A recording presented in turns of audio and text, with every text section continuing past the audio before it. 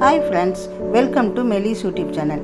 இன்றைக்கி நம்ம பார்க்க போகிற ரெசிபி கீரையோட தொக்கு செய்ய போகிறோம். அதை நான் எப்படி செய்கிறதுன்னு சொல்லிட்டு நான் உங்களுக்கு வீடியோக்குள்ளே செஞ்சு காட்டுறேன். வாங்க வீடியோக்குள்ளே போகலாம். கலர் மாறாத பச்சை கலரில் கீரை தொக்கு எப்படி இருக்கு பாருங்கள். தொக்கு நான் பண்ண போகிறேன். இதில் துவரம்பருப்பு ஒரு 3 டீஸ்பூனும் பாசிப்பருப்பு ஒரு 3 டீஸ்பூனும் போட்டு இதில் கழுவி நான் இப்போ வேக வைக்க போகிறேன். இதில் வெங்காயம், தக்காளி, பூண்டு, பச்சை மிளகாய், சீரகம் எல்லாம் போட்டு இதில் வேக வச்சுட்டு அது கீரையை நான் எப்படி செய்கிறேன்னு சொல்லிட்டு உங்களுக்கு காட்டுறேன். பருப்பை இப்போ நல்லா வேக வச்சாச்சு. இனிமேல் அந்த கீரை என்ன செய்யணும், இதில் போட்டுடணும். எண்ணெயில் வதக்கி வச்சுருக்கேன். அந்த கீரையை இப்போ இதில் போட்டுருந்தேன். கழுவி சுத்தம் செய்து பொடிசாக அரிஞ்சேன். இந்த கீரையை எண்ணெயில் வதக்கி நான் வச்சுருக்கேன். இதை இப்போ இந்த பருப்பில் நான் கொட்டிடுவேன். இப்போ பருப்பில் கொட்டிட்டு தாளிப்பு கொடுத்துட வேண்டியதான். கீரையை இதில் போட்டுடுறேன்.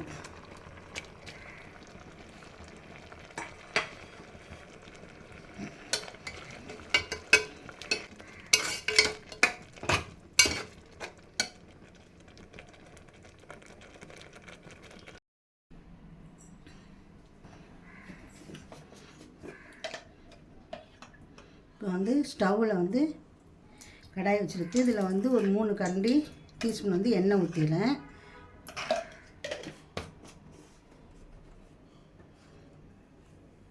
இப்போ கடுகும் சீரகமும் இதில் போட்டுறேன்.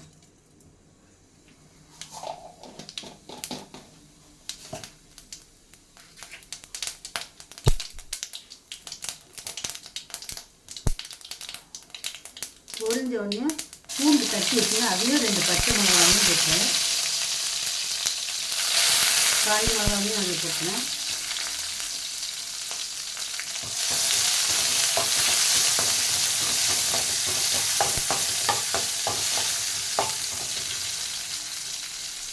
சின்ன வெங்காயத்தை ஒரு 5 வெங்காயம் கட் பண்ணி வச்சுன்னா அதையும் போட்டுறேன்.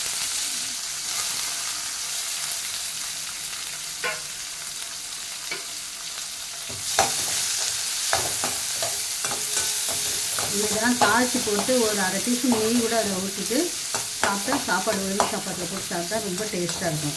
பிள்ளைங்களுக்கும் அதை கொடுக்கலாம். நல்லா பசங்க குழம்பு கூட ஊற்ற வேண்டாம். இந்த கீரையை போட்டு சிறுகீரை, அரைக்கீரை இதெல்லாம் போட்டுக்க மாதிரி நீங்கள் செஞ்சு கொடுத்தீங்கன்னா வெயில் காலத்துக்கு ரொம்ப நல்லாயிருக்கும். பிள்ளைங்களும் விரும்பி சாப்பிடுவாங்க.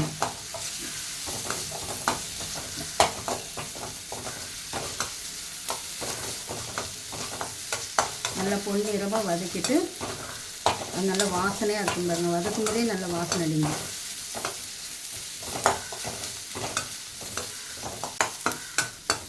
ரொம்ப கருகிடக்கூடாது. கருன்னா ஒரு மாதிரி டேஸ்ட் கொடுக்கும். இப்போ நம்ம இந்த கீரையை இதில் ஊற்றணும்.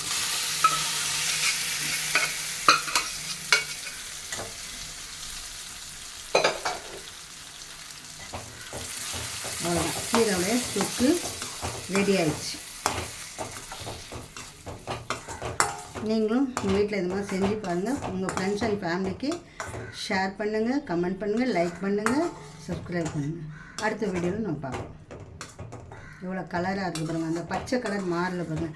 நம்ம இதில் போட்டு வேக வச்சு ஏற்கனவே இதில் வெங்காயம்லாம் போட்டு வதக்கிட்டு வேக வச்சோன்னா அந்த பச்சை கலர் மாறிடும். இதை மாதிரி நம்ம எண்ணெயில் வதக்கிட்டு இது பருப்பு தனியாக பருப்பில் வெங்காயம், தக்காளி, பச்சை மிளகாய் எல்லாம் போட்டு பூண்டெல்லாம் வேக வச்சிட்ட பிறகு இதை இதில் தனியாக எண்ணெயில் வதக்கி போட்டிங்கன்னா பார்க்கறதுக்கு கொஞ்சம் அழகாக இருக்கும், டேஸ்ட்டாக இருக்கும். பாருங்க, கீரை தொக்கு எவ்வளோ அழகாக இருக்கு பாருங்க, பச்சை பசையாக பாருங்க.